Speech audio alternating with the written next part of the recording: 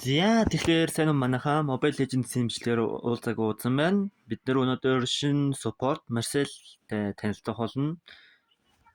За. Тэгэхээр ерөнхийдөө бол гадна төрхөн нэг иймэрхүү зурагчны дизайнтай. Гэтэ камер 8 юм шиг байна.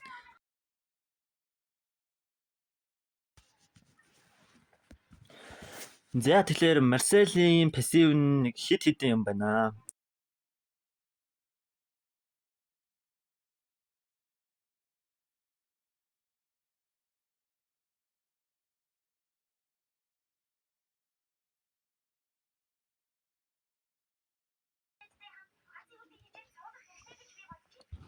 За тэгээд нэгдүгээр скил нь болохоор өөрийнхөө эргэн тойронд нэг талбай үүсгээд тодорхой хугацааны дараа тэр нь станддаг.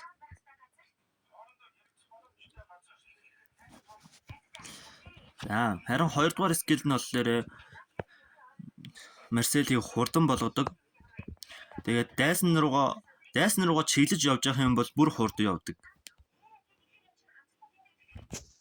Тэгээ бас ингэж даашилж болдог. Харин би сая дайсан руугаа чиглэж явж байгаа үед гэсэн шүү дээ. Хараа. Дайсныхаа эсрэг болон дайсан руугаа хоёр нь шал өөр байгаа зү. За тэгээд бас нэг юм нь нэгдүгээр скиллийнхаа ардаас хоёрдугаар скиллийнхаа даашийг гэх юм бол нэгдүгээр скилл нь тэрэндээ үлдэж байгаа. За тэгээд ultimate нь бүр амар өдөг заяа харж. Энэ хооронд танай багийн хүн байна уу юу байна уу хамаагүй заяа. Юу ч хөдлөхгүй.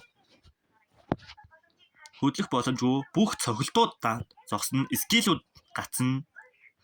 Бүгднийг нь тэр чигт нь гацаад тэр донд хөдлөх боломжтой ганц баатар нь Marcel.